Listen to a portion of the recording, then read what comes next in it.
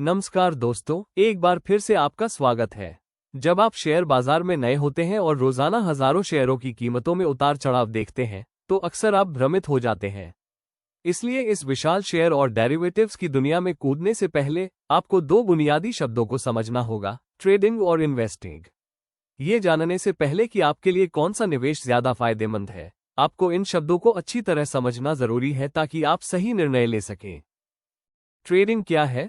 Trading financial assets जैसे shares, currency या commodities को खरीदने और बेचने की प्रक्रिया है, जिसका उद्देश्य शॉर्ट टर्म में होने वाले उतार चढ़ाव से लाभ कमाना है। ट्रेडर अक्सर इन एसेट्स को कुछ दिनों, घंटों या यहां तक कि मिनटों के लिए रखते हैं और टेक्निकल एनालिसिस, मार्केट सेंटिमेंट या न्यूज इवेंट्स पर निर्भर करते हुए त्वरित निर्णय लेते हैं। उनका ध्यान बाजार में होने वाले उतार चढ़ाव का लाभ उठाने के ऊपर होता है। इन्वेस्टिंग क्या है?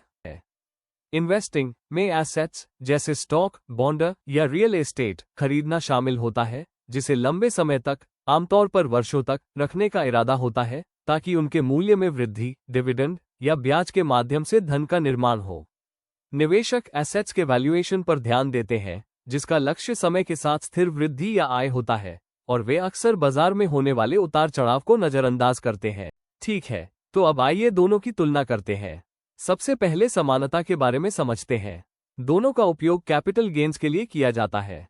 दोनों के लिए बाजारों को समझने और रिस्क मैनेजमेंट की आवश्यकता होती है। अब इनके बीच में अंतर के बारे में समझते हैं। ट्रेडिंग तेज रफ्तार, सट्टा आधारित और जोखिम भरी होती है, जिसमें एक्टिव मैनेजमेंट की आवश्यकता होती है। निवेश धीमा, अधिक स्थिर और दीर्घकालिक धन निर्माण पर केंद्रित होता है। ट्रेडिंग के लिए अधिक समय और विशेषज्ञता की आवश्यकता होती है, जबकि निवेश अधिक पैसिव हो सकता है, जो उन लोगों के लिए उपयुक्त है जिनके पास बाजारों की निगरानी के लिए कम समय है।